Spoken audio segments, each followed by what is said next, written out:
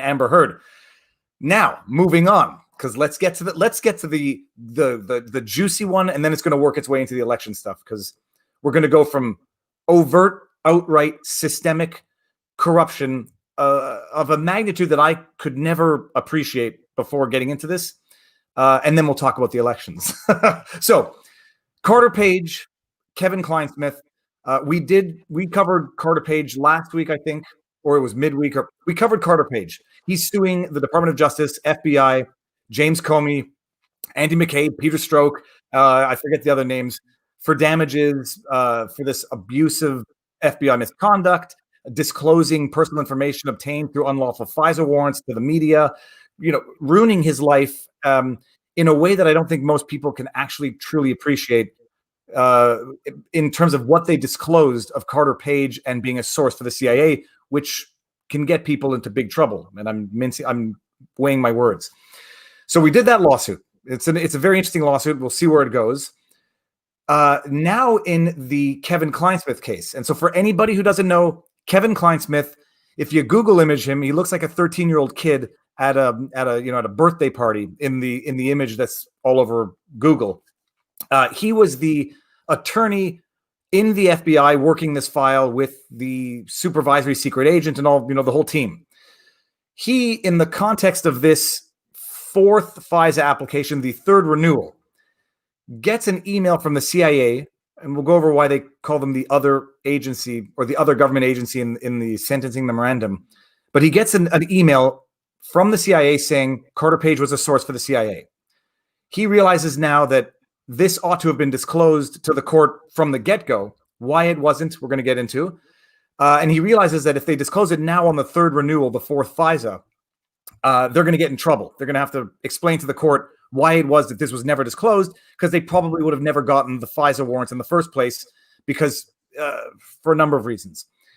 So he deletes from the email the portion that says was a source and adds was not a source, and then submits it to the supervisory secret agent, who then reviews everything, submits it, and they get the fourth FISA warrant. So how did it become known? This is one thing that I wasn't sure I fully understood. How did his modifying the email become known? Through the Inspector General Horowitz, his investigation. That's how they found it. Okay, so they discover that he falsified an email. There's no other word for it. He falsified the email, but he was ultimately found guilty or pleaded guilty to making a false statement to the FBI, and that false statement was about how that email got altered? Well, I think it was the email itself. In other words, that the fact that he falsified the email, knowing it would be submitted to a FISA court, is in effect a crime that he pled guilty to. Okay. So he pleads guilty. The media, sorry, I just brought that chat down too quickly. I could listen to you guys discuss who gets the cat during a divorce. No rush about the election. Oh, there's been lawsuits about that. So he gets that one charge. That was the outcome of the entire Durham investigation. Well, effectively. I mean, supposedly he's doing more stuff, but the sentencing memorandum confirms what we talked about way back at the beginning and when this case was pled. There was a bunch of other people out there, including Shipwrecked Crew and some other people who were saying, no, this is there. He's actually cooperating. It's going to be extensive. They're going to use him to get all these other people. And I said the nature of the plea made that highly unlikely and improbable. And now we know from the sentencing memorandum, in fact, they didn't use him to get anyone else. They let him fall on his sword to immunize, effectively, everybody else. So this is a sign that the Durham's investigation was more of a cover-up than it was an expose of the bad conduct that took place in terms of 2016 and all the way really through 2018 from Mueller's reporting. And that is what... Well, that's the major thing now. So if anybody hasn't seen the video, check out the video. Bottom line, I go through the sentencing memorandum where they go through the history. The FBI knew because the CIA had told them right from the beginning that he was a source. So they knew as of before, I think it was 2016, right? So they knew from the beginning. So oh yes, absolutely. And my view is given that Strzok and the rest of them knew that, what they're really asking for Clinesmith to do is that Mueller has now taken over. They now know they need to paper the file to hide their lies. and he's like, maybe you can, confirm, wink, wink, that that he wasn't really a source, and the idea that they're letting him fall on his sword because they gave him a sweetheart deal to boot. I mean, he's still denying that he had criminal intent, and yet they let him plea. I mean, this is just preposterous. And my guess is the judge is going to give him. And by the way, like while your sympathy makes sense, generally courts don't care about having kids and families. They're like, screw you. I don't know how many times I've been in front of a court. They're like, yeah, you want me to be sympathetic because your client, has hurt their family by also committing these crimes. That's even more reason to whack them. That's how courts typically in America. Well, I gotta say, I was. It might be confession through projection. I personally think what he's done is, it's beyond. Not say beyond redemption. It's beyond severe. I mean, it's. We'll get into like the severity of what he did. The reason why I'm sort of, first of all, I'm not sympathetic. I'm just. It is a bad situation. Like his wife is pregnant, but some people were rightly saying, do the math on the wife's pregnancy. He he gets sanctioned, loses his job, pleads guilty, and then decides to have a baby. I mean, this is like a sympathy baby where now he's in front of a judge saying, yeah, don't sentence me to jail now because I went and knowing this was all coming, got my wife pregnant so that I have a sympathy card to play. But and contrast this to the Roger Stone, where there was no harm to anybody, where they were demanding 7 to 8 years in federal prison, where sending him to prison after COVID put his life at risk. And there was no sympathy by the legal system, by these same people, the same Andrew Weissman who's working behind the scenes to make sure Clinesmith walks. And watch, he probably will. He'll probably, he may serve a couple of weeks. It's not going to be anything serious.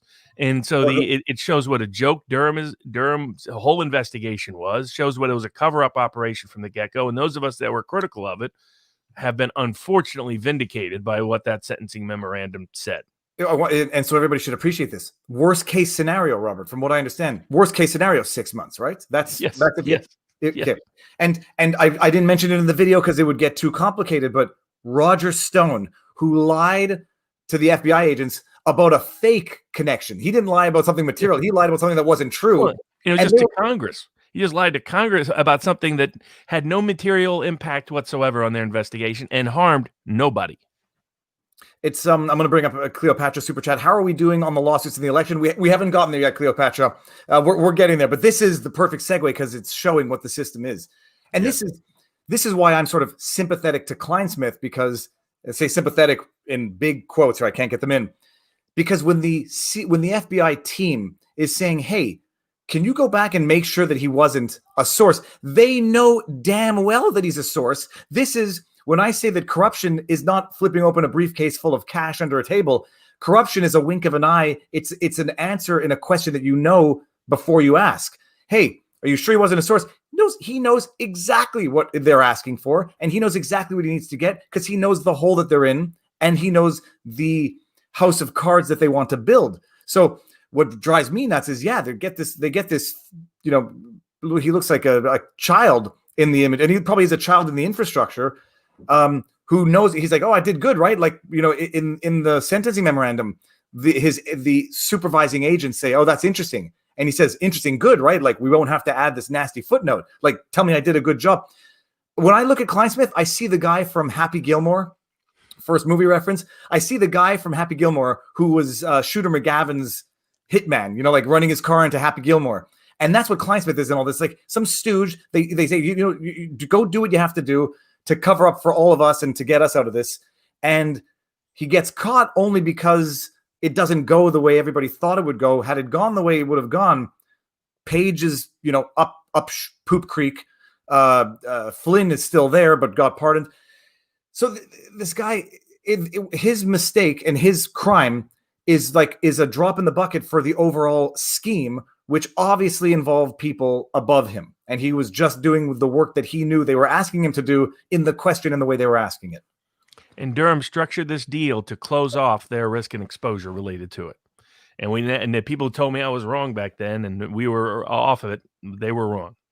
So it's unfortunate that they were wrong, but it is the case. So they've been pushing, and some of them are pushing different things now in the election context. So listen to if the same people were telling you that Durham was going to bring major indictments, and before that Huber was going to bring major indictments, and before that Hillary and Barack Obama were going to get if they're the ones now telling you certain things about election cases, be reasonably skeptical, because they now have a long track record of being in error.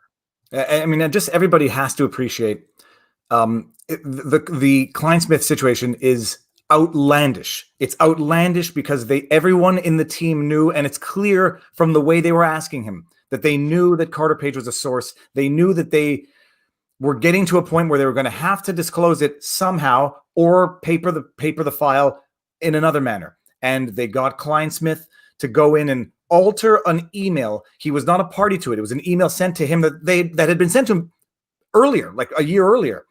And he altered it, then submitted it to his SSA, who looked it over and just signed off on it, as if the SSA didn't know. They all knew. The only person who seems to maybe not have known was the judge, although the judges probably knew. And now that the poop has hit the fan, they get Clinesmith. They get him to plead guilty, 6 months max for what he did, which could have gotten Carter Page in big trouble. And that's it. And then everybody goes on and doesn't really fully appreciate how fundamentally corrupt the intelligence services are. And then brings us to this election. What do you think of Patrick Byrne, Robert Barnes? I think he's getting the same sources that people that told you Durham was going to bring down the House. It's a lot of those same sources.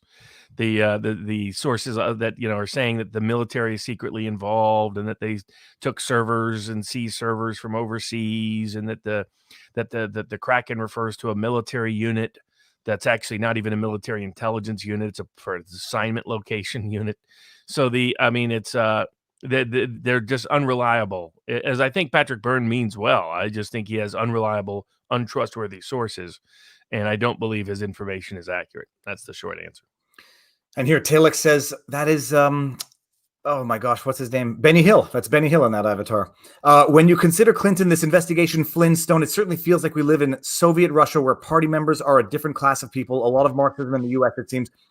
Well, what it is the most deep-rooted corruption you can possibly imagine. And no one would have ever known about it a few years ago. And even as it is now, people just don't seem to care. They don't seem to care because there's been so much dirt thrown out that they think Carter Page must have done something wrong. They think Michael Flynn must have done something wrong. Or they just think that the Trump administration deserves it, and they are willing to put up with this as though it would never be weaponized against them because they're on the good side. I could not get over reading the Carter Page, the Clinesmith sentencing memorandum, because I was going back to our previous streams and it all started falling into place. Like, yep. There's no way Clinesmith is the only one. There's no way this was him. They all knew. They were all in the same boat. They were all equally anti-administration from the first day. They knew what had to be done. And when they finally got caught, they just have to throw someone under the bus and give him 6 months. And, after that, he'll be good to go. Their only way to engage in this mass spying was to tell one big lie. I mean, they told a lot of lies, but the big one was that Carter Page had been secretly meeting with Russians for years. And the big problem with that was he was doing it at the behest and behalf of the CIA. And so they had to lie about it. That's why this lie was core to all of the other lies they told and all of their other malfeasance and misconduct.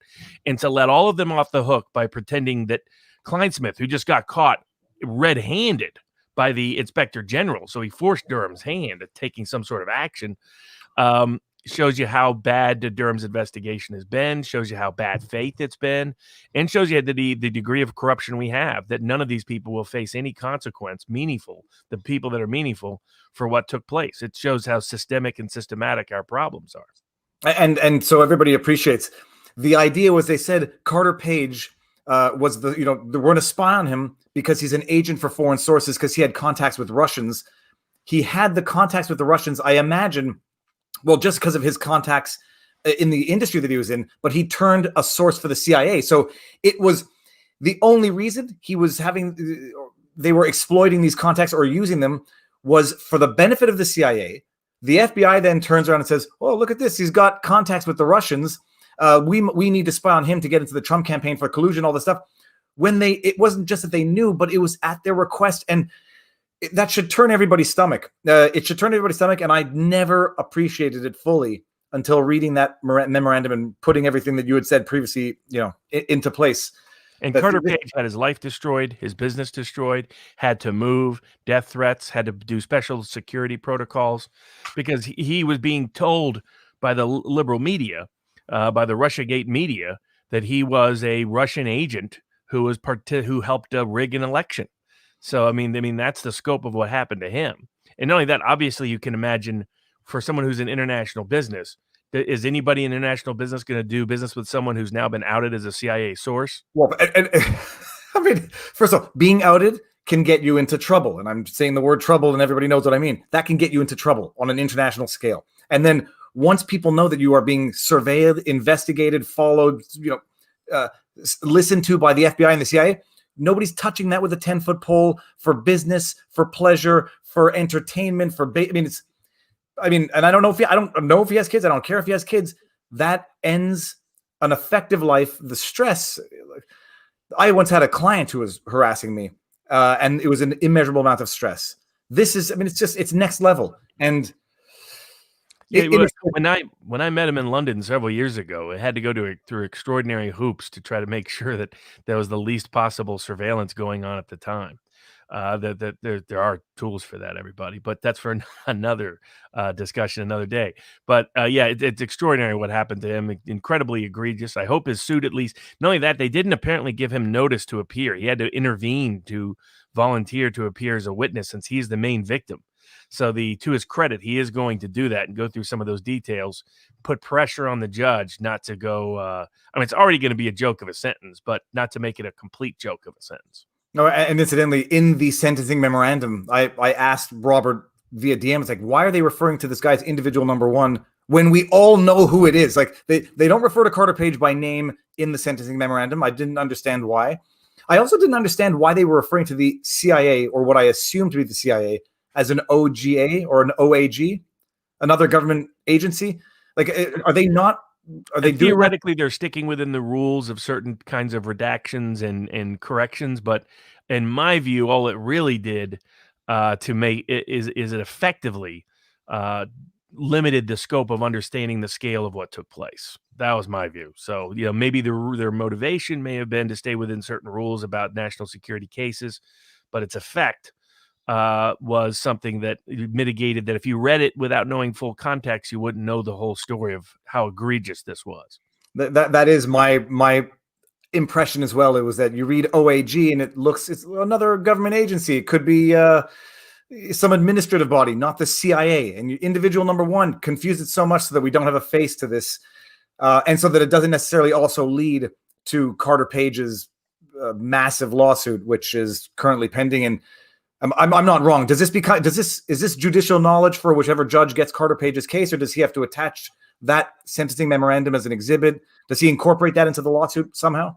Aspects of it he can, yes. The findings are findings to a certain degree. They don't quite necessarily apply because it's not identical parties, except as to Clinesmith himself. Okay, well, I think that covers the Clinesmith. It's he's going to get 1 to 2 months. And it's not to say I think for what was done, not just to Carter Page, but what was done to the system. But I think what was done to the system requires an overhaul, not a slap on the wrist for a patsy, I think people are telling me is the word. Barr failed. That's the upshot of Clinesmith is our system failed, and then correcting it also failed by Durham, but Durham was chosen by Barr. So Barr failed in his objectives. And there's promises that magically something's going to still come somehow from Durham.